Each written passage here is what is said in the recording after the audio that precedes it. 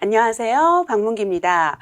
여러분, 오늘 시간은 병원 동행 매니저 자격과정 수업 진행하도록 할 건데요. 여러분, 병원 동행 매니저라는 이런 이름 처음 들어보셨죠? 되게 생소한 이름의 명칭의 그런 직업이거든요. 우리가 노인 인구가 증가하고 1인 가구가 증가하면서 혼자서 이렇게 병원 가기 힘드신 분들을 위해서 병원 동행을 함께 하면서 도와주는 그런 직종이거든요, 여러분. 그러니까 우리가 누군가의 치료를 도와주면서 이렇게 돈도 벌 수 있는 굉장히 보람되고 나눔의 가치를 실현할 수 있는 그런 새롭게 창직된 직업의 한 종류라고 생각하시면 될 것 같습니다. 그러면 오늘 우리가 수업을 어떻게 진행하게 되는지 전체적인 이 과정 목차에 대해서 조금 살펴보도록 하겠습니다. 그러면 병원 동행 매니저의 전반적인 이해를 돕는 파트에 대해서 살펴보고요. 그리고 어떻게 도입되게 되었는지 도입 배경이나 의의에 대해서도 살펴보고요. 다음에 어떤 업무를 하는지 이 서비스의 역할과 수행에 대해서 살펴보고요. 대부분의 우리 고객층이 노인분들이 되게 많거든요. 그렇기 때문에 우리가 이 대상자인 노인에 대해서 이해할 수 있는 파트에 대해서 살펴볼 거고요. 다음에 병원에 안전하게 모시고 가야 되는 거니까 안전관리라던가 약물관리라던가 감염관리에 대해서 살펴보고요. 다음에 우리는 고객분들과 그리고 또 보호자분들과 의료자분들과 의사소통을 진행해야 되거든요. 그렇기 때문에 의사소통 지원에 대해서도 살펴보고요. 그리고 이미 선진국에서는 여러분 병원 동행 매니저가 이렇게 국가적인 차원으로 이렇게 대중적으로 이렇게 정착되어 있는 경우가 많거든요. 그렇기 때문에 나라별 비교도 한번 살펴보고요. 우리나라의 의료 전달 체계라던가 대부분은 우리가 종합병원을 이용하거나 할 때 힘드시잖아요. 그러니까 종합병원 이용 가이드, 외래진료 가이드에 대해서 살펴보고 우리가 개별적인 상황에서 어떻게 대처하는지 이 상황별 대처라던가 응급처치법이라던가 이런 거에 대해서 전반적으로 살펴보는 과정으로 진행하도록 하겠습니다. 그러면 첫 번째 시간으로 병원 동행 매니저에 대한 이해 파트 수업 진행하도록 하겠습니다. 그러면 여러분, 병원 동행 매니저가 어떤 직업일까요? 병원 동행 매니저는 여러분 보세요. 병원 동행에 대한 전문 교육을 이수한 사람이 고객의 병원 동행 서비스를 안전하게 제공하는 사람을 얘기를 하는데요. 병원 내원에 혼자서 병원 가기 힘드신 이 병원 내원에 어려움을 겪는 연로하신 부모님이라던가 노약자라던가 환자들에게 가족을 대신해서 믿을 수 있는 안전하고 편안한 병원 동행 서비스를 제공하는 사람을 얘기합니다, 여러분. 그렇기 때문에 우리가 고객의 안전관리라던가 감염관리라던가 의사소통이라던가 개인정보 등에 대한 전문적인 교육을 받아야 된다고 생각하시면 됩니다, 여러분. 그래서 이 병원 동행 매니저의 이런 정의에 대해서 살펴봤고요. 다음은 어떤 직무 수행을 하는지에 대해서 살펴보도록 하겠습니다. 우리 고객분들이 이렇게 서비스를 신청해 주시잖아요.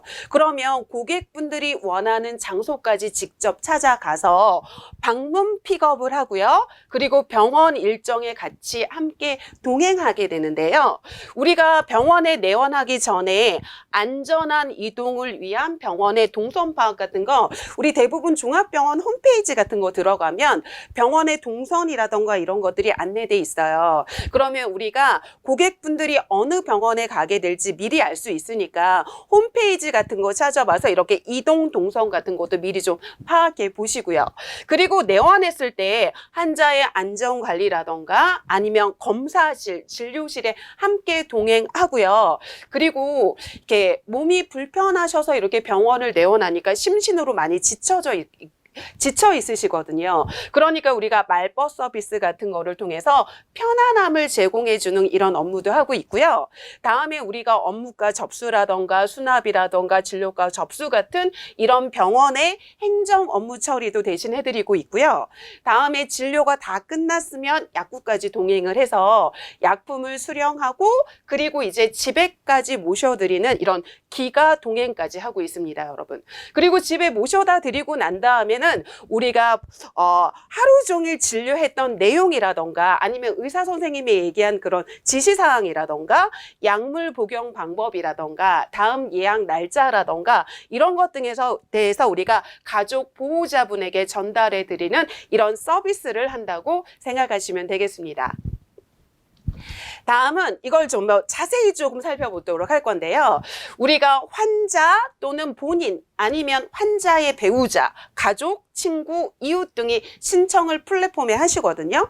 그럼 신청하는 이런 고객들의 특성을 보면 혼자 병원에 가기 힘드신 분들이잖아요. 그러니까 고령자라던가 장애인이라던가 거동이 불편한 사람들인데 우리가 이런 고객층도 다양하거든요, 여러분. 그래서 우리가 항암제 치료를 받는다던가 아니면 혈액투석 하시는 분들은 굉장히 정기적으로 규칙적인 이렇게 장기 고객층이 있을 수 있고요.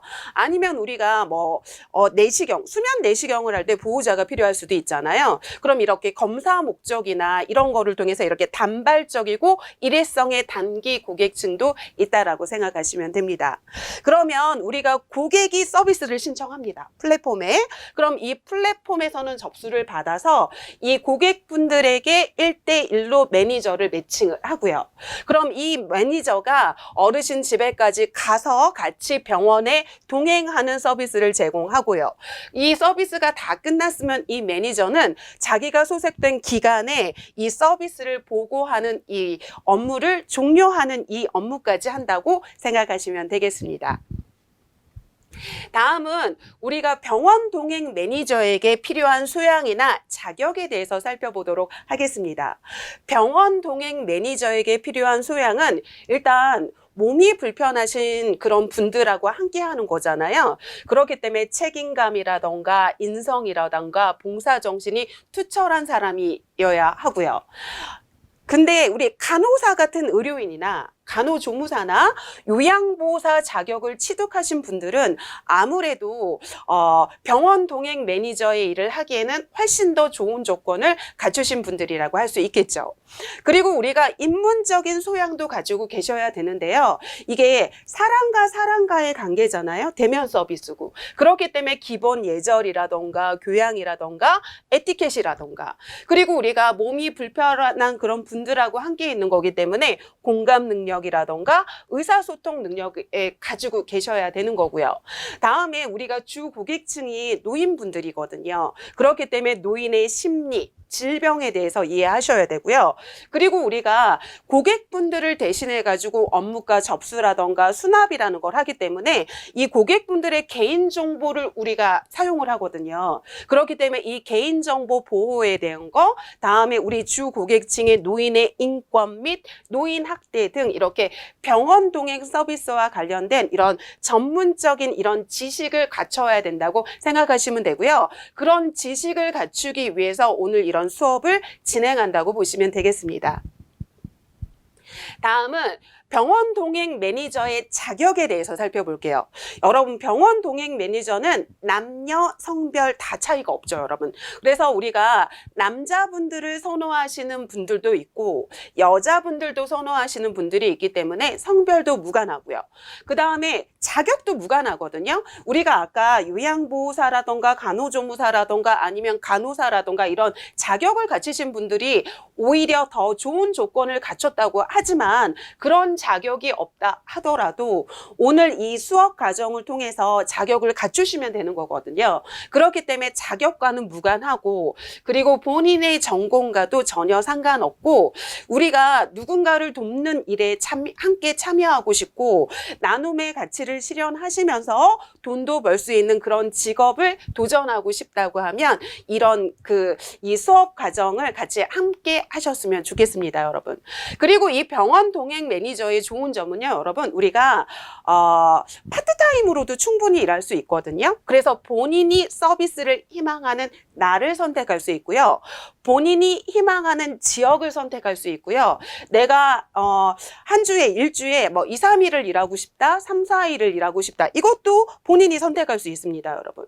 그리고 요게 이 직업이 시급도 그렇게 낮은 편이 아니거든요. 그래서 우리가 시급이 15,000원에서 한 2만 원 정도입니다, 여러분. 그렇기 때문에 시급도 굉장히 높은 그런 직업이기 때문에 내가 개인적인 본인이 처해진 상황에 따라서 이 업무 시간이나 업무 요일을 조정할 수 있으면서 나눔의 가치를 실현할 수 있는 굉장히 의미 있고 그다음에 기쁨과 나눔의 가치를 실현할 수 있는 그런 일을 찾으시는 분들에게 적합하다고 생각하시면 되겠습니다.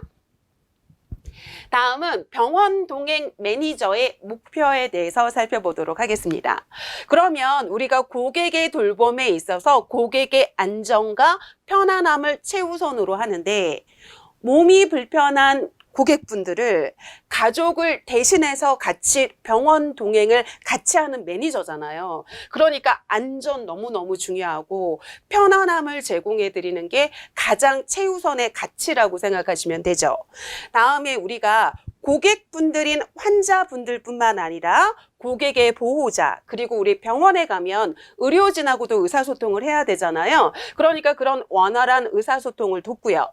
다음에 환자나 보호자에게 우리가 가족을 대신해서 같이 함께 다니면서 신뢰감을 쌓고 안정감을 제공해 주는 게 목표이고요.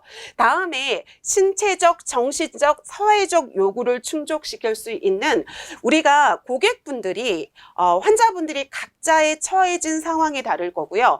각자가 가지고 있는 질병의 그 내용이 다를 거잖아요. 그러니까 그 개개인에 맞게 맞춤 서비스를 제공하는 게 목표라고 생각하시면 되겠습니다.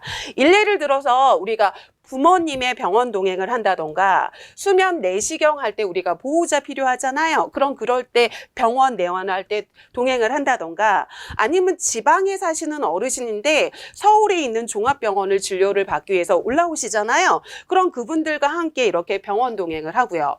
아니면 우리 항암 치료를 받으신다던가 아니면 혈액투석을 받으신다던가 그런 분들과 함께 하면서 가족의 마음으로 가족을 대신해서 같이 함께 하면서 서비스를 제공해 주는 게 이 병원 동행 매니저 역할의 목표라고 생각하시면 되겠습니다. 다음은 병원 동행 매니저의 이 일에 대한 가치에 대해서 한번 살펴보도록 하겠습니다. 그러면 우리가 병원을 동행하는 업무이다 보니 의료 및 병원 절차에 대한 전문성과 지식 갖추고 있어야 되고요. 그리고 지속적인 업무 역량을 점차 강화하면서 우리가 병원 동행 매니저에 대한 이런 전문성에 대한 자부심을 가지게 될 테고요. 다음에 고객과 의료진, 보호자와 바람직하고 긍정적인 의사소통과 통해 가지고 우리가 정서 지원을 통해서 편안함을 제공해 드리는 거고요.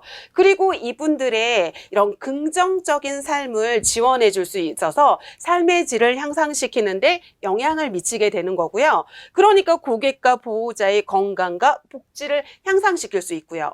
다음에 우리가 노인장기 요양보험 제도라고 하는 건 등급 판정을 받으신 어르신만 대상으로 하는데 우리 병원 동행 매니저라고 하는 건 등급 판정을 받지 않은 등급 외에 그런 노인 장기 요양보험에서 제외된 사각지대에 계신 그런 분들도 서비스를 지원하기 때문에 이 사각지대를 해소하고 노인분들이나 우리 고객님들의 이런 삶의 질을 향상시키는데 크게 기여하는 그런 비전을 가지고 있다라고 생각하시면 되겠습니다.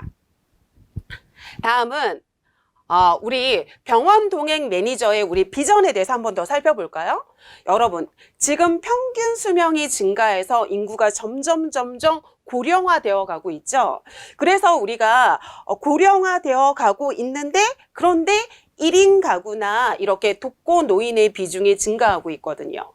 그렇기 때문에 우리가 고령 인구의 증가가 되고 있고 그러면 노화로 인한 만성질환자의 숫자가 늘어갈 수밖에 없겠죠. 그러면 이들의 병원 방문은 자연적으로 증가할 수밖에 없을 겁니다. 그러면 여러분 병원 동행 서비스의 수요층은 점차적으로 증가할 수밖에 없는 거고요. 그런데 우리나라 아니라 우리가 미국이나 캐나다, 일본 같은 선진국에서는 이 병원 동행 서비스가 이미 대중적으로 정착되어 있거든요, 여러분. 그래서 국가 주도의 복지 서비스로서 국가 차원의 병원 동행에 이런 우리나라는 아직 민간 차원으로 이루어지는 경우가 많은데 선진국에서는 국가 차원에서 전문 기업 육성에 힘을 쓰고 있습니다, 여러분.